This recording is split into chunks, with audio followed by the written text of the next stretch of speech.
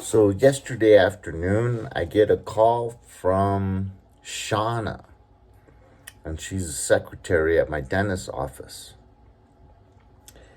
And Shauna says, I'm calling to remind you that you have a dentist appointment tomorrow for a cleaning. And I was like, oh, Shauna, so thankful that you called me. We made that appointment 6 months ago, and I would have forgot. Thank you, thank you. I go in there. Like 45 minutes early, and the two secretaries are real pleasant and sweet and nice. And then I get the cleaning by the same lady that's cleaned me the last two times in a row. She's probably like 27, Navajo, Native American. She's very sweet, gentle, funny. And so I'm starting to get to know her, and we have a pleasant time while she's cleaning my teeth. And it's just, I'm sitting here in bed. I can't sleep, but I'm sitting here in bed just thinking about the day. And I thought about how clearly no one had run a smear campaign at that dentist's office. But then I think about also today, I went to go get something to eat at Arby's. And it was the second time in a week that I went to Arby's. And I get a weird vibe like they've heard a smear campaign. And I'm going through the drive-through, and right when I was done ordering, it was like, okay, pull up to the front and we'll have the total ready for you at the window. I was like, okay, thank you. And I start pulling away, and then he makes a full-on farting noise into the intercom. I mean, how often does that happen? That they're like teasing you or mocking you as you're driving away from the intercom? But things have changed a lot since I was that age. But then the guy comes out and no one's behind me. No one's placed an order. And it's kind of strange. The guy comes up after like 5 minutes. He's like, you know what? The chicken nuggets are taking a little while. Would you mind pulling around to the front? I felt like saying, why? There's no one behind me. But instead I just said, sure. So I pull around the front, turn my car off, wait there. And then when the guy comes out with my food, he's laughing. Like he's looking back at the people in there, like doing some grab ass, I guess. And he's looking at them laughing, and I couldn't help but think, maybe they'd heard a smear campaign. So, but to make a long story short, is the good thing that comes out of stalkers is you're so appreciative for just decent treatment. But then, on that Denny's I went to that was 2 hours away, like over a month ago, the waiter was really friendly and pleasant. And that felt so nice. So you become much more appreciative for just civil behavior, much less, gratuitous, pleasant, nice behavior. And a lot of good comes out of narcissists too.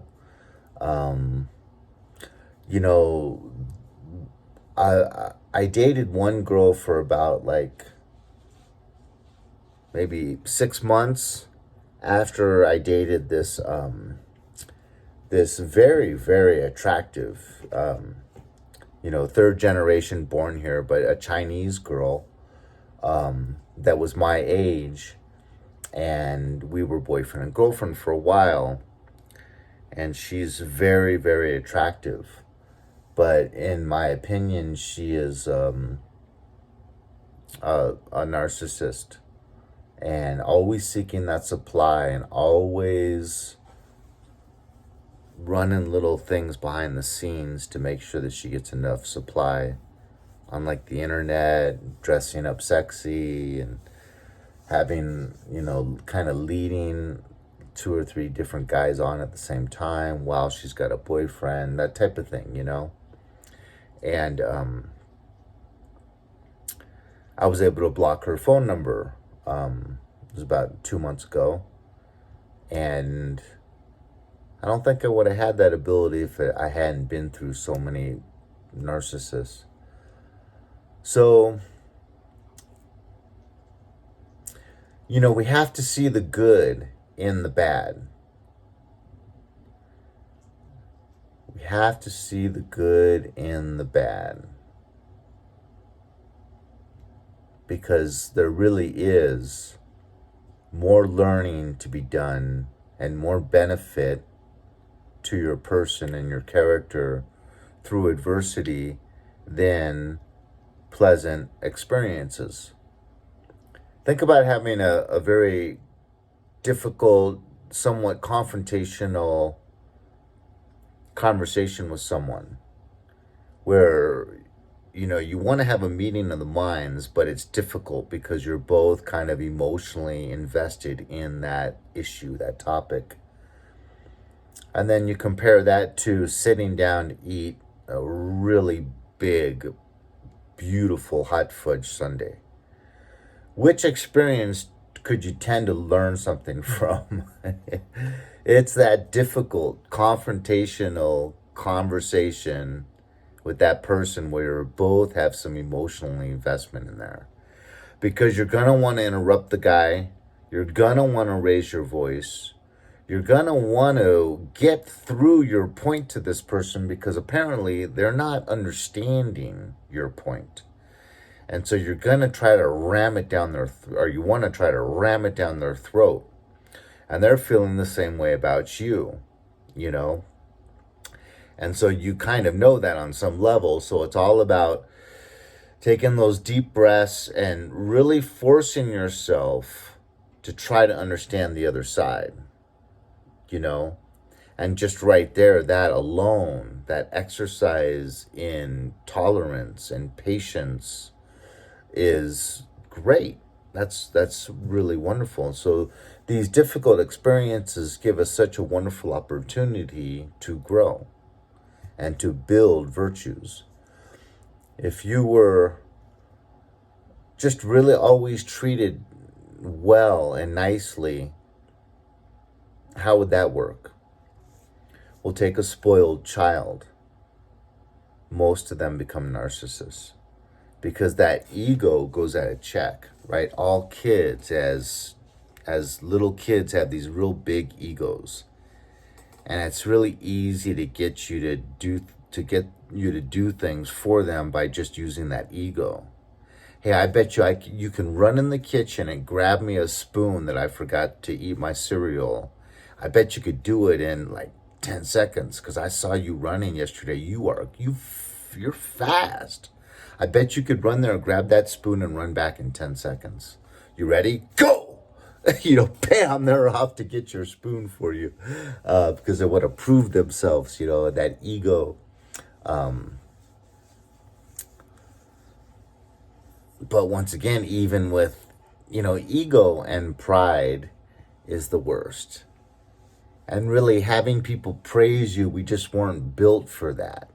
We were built to worship God. And when you get compliments, sometimes it doesn't feel right. And oh boy, if you get flattery, you can see right through that a mile away.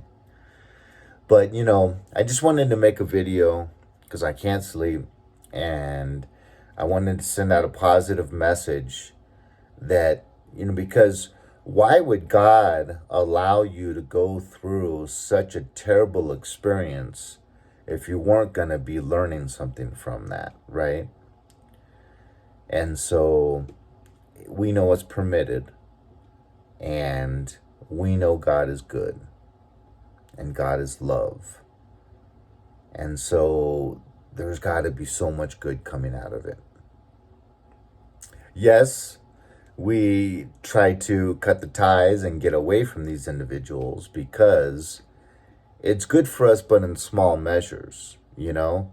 If you're living with someone like that and you're getting it morning and night, that super critical, and then, so it's the weekend and then you try to take them out to their favorite restaurant and they're just like bummed out the whole time and complaining and critical. And you just want to say, cough that food up, man. Give me that back.